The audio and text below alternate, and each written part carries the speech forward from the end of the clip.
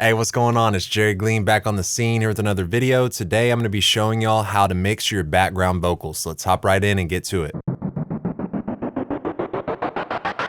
Okay, so for this particular track, and I do this in a lot of my songs, is I sung the background vocal a whole octave up from my main vocal. So let's take a listen. Eyes ain't too much left to say now, cause lately I've been trying to find myself. For some time I fell behind, and it seems that I may have lost track of who I am. And I've been tracing my steps, trying to pick up what's left. Now I'm caught up in Cool, so as you heard right there, the background vocal really supported the lead vocal. And the way that I got the background vocal to be perfectly lined up with the lead vocal is I use this plugin right here called Vocalign. This plugin ensures that every word, every syllable, even every breath in the background vocals take is perfectly aligned with the lead vocal in terms of timing. And that's super important when trying to get a professional sounding mix. I want y'all to go take a listen to any famous record that's out there, and I want y'all to go to the parts in the song where they do doubles. The main vocal and the background vocal are always very tight and in sync with each other. Basically, the way that you set this plugin up is your main vocal is gonna act as a guide track. So you'll see here in blue, that's my main vocal, and it's just gonna act as a guide for my background vocal. So this plugin is loaded on my background vocals mixer channel, and then all you have to do is hit process, and then it basically aligns your background vocal to your guide track, which in this case is my main vocal. So this is a super simple concept, but it's such a helpful tool when mixing your background vocal. So next I have some AutoTune, and I really crank the retune speed up to the fastest setting possible, especially with this background vocal in particular, because, you know, I sang it a whole octave up.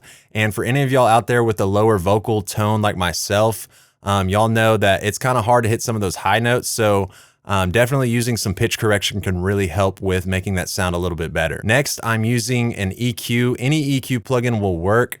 And the thing that I'm doing with this EQ is I'm rolling off a lot of the low end from the background vocal. The reason I do that is because I don't really want too many of the bass frequencies down here, you know, building up and kind of muddying up my mix. And then next, I basically cut from 1000 Hertz right here, and then also at 4000 Hertz. These two spots really stood out to my ear and kind of sounded harsh. So I just wanted to kind of clean up the vocal recording a little bit. Next, I have a compressor with a fast attack and a medium release. I really wanted to control the transients with the background vocal, so that's why I have a faster attack setting. And I also apply a generous amount of compression. So you'll see right here, I'm getting around 19 decibels of gain reduction. So that's a lot of compression. And the reason that I do that is because I really don't want the background vocal to stand out in terms of volume. I really just want it sitting in a pocket, and I don't want it sticking out and taking away from the main vocal. Next, we have an analog style EQ. I love using the Puig Tech on vocals. You'll see right here, I'm just boosting at 10,000 Hertz, and I'm boosting it by 3 decibels. That's all I'm doing with this plugin, and the reason I'm doing that is just to get some extra brightness right there in the top end. Moving on, we have a De-Esser plugin. Nothing crazy here. I would like to point out that I do heavily de-ess my background vocal because I don't want those S sounds to be too harsh, especially because we already have the S sounds in the main vocal. So don't be afraid to really compress those S sounds down in the background vocal, so that way you're not getting double the S sounds. Next, we have my favorite part of mixing background vocals. Here, I'm using the Waves Doubler plugin to basically push my background vocals out to the sides of the mix and freeing up the middle for my main vocal. And the way that this plugin works is it creates 2 additional vocal takes. So you'll see right here, I have voice 1 and voice 2. And what I like to do is pan the first voice to the far left and then pan the second voice to the far right. So you'll see up here on this stereo representation of what's going on, the red dot is representing my far left voice, and the purple dot is representing the far right voice.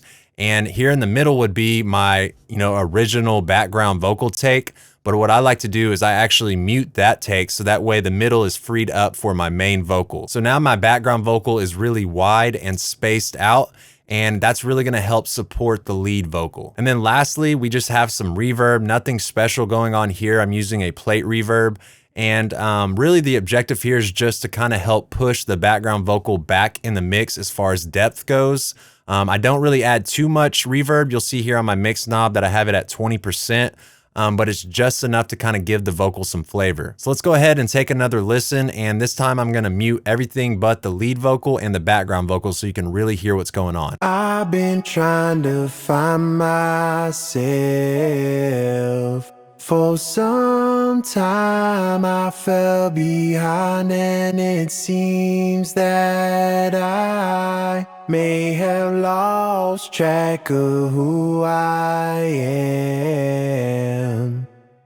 And I've been tracing my steps, trying to pick up what's left. All right, so as y'all heard right there, the background vocals are sounding pretty good. They're very clean, they're consistent in volume.